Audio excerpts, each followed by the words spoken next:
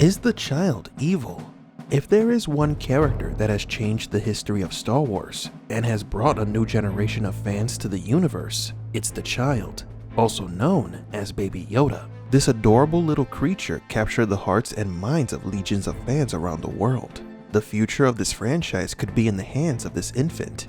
Although behind his tender and childlike appearance, there may be a terrible secret lying in wait for us to find. What if the child isn't actually a child?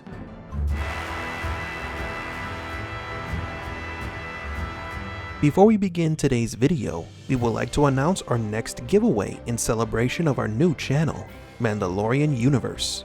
We'll be giving away an official black Darth Vader Force FX lightsaber along with replicas of Neo and Agent Smith's sunglasses.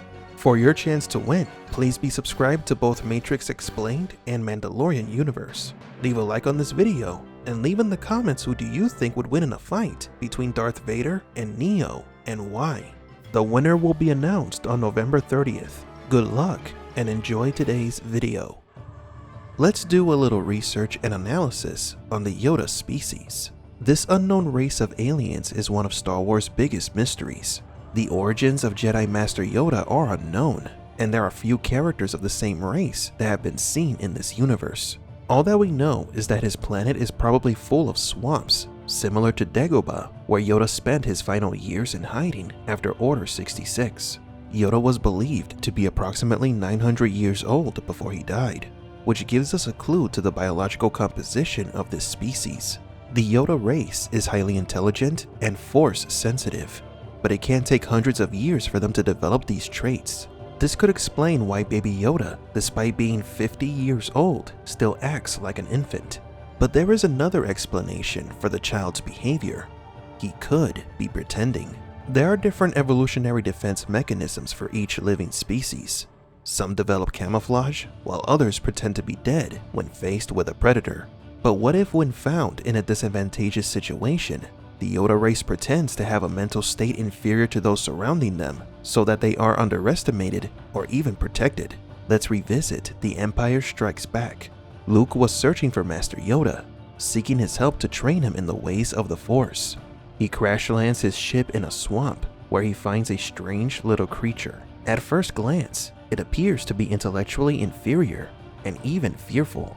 After Luke lowers his weapon, he proceeds to tell the little green alien that he was looking for a great warrior. The creature begins to act strangely.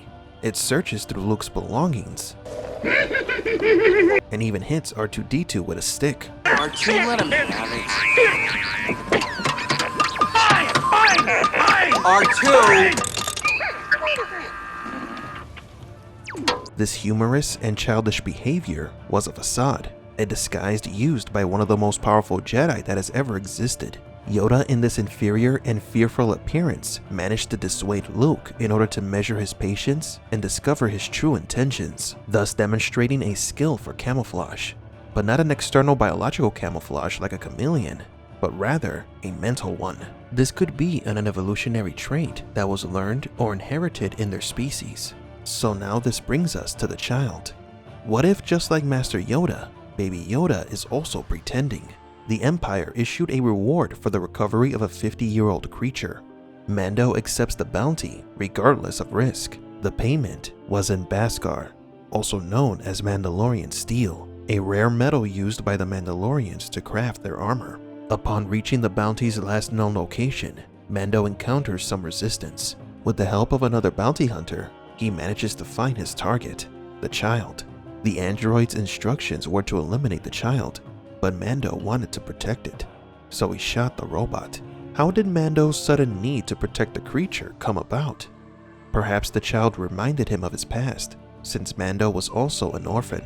But there is something interesting in this scene, and that is that we the viewers have discovered that the Yoda race looks like babies, even at 50 years old. This was a new revolution in the Star Wars universe. This means that by the time they reach 100, they may still act like children or adolescents. At least this is what the child wants us to believe. Now there are clues that lead us to believe that the child is lying and hiding something terrible. There are different Force-sensitive beings who have shown great abilities from an early age. For example, Anakin Skywalker. He used his connection with the Force to win pod races. We also know that when a child shows affinity in the Force, they draw the interest of both the Jedi and the Sith. Yet these abilities displayed by children are not as powerful as those who are trained by a Jedi or Sith. And here lies the biggest clue that supports the notion that Baby Yoda is lying. The first time we saw the child use the Force was when he was protecting Mando from a mudhorn. The baby lifts the creature into the air, which is difficult to do even for a trained Jedi. Luke had to endure Yoda's training before being able to lift his ship from the swamp. The fact that the baby managed to lift the giant creature shows that not only does he have a strong connection to the Force, but that he may have been trained. The child also used the Force to heal Greef Karga.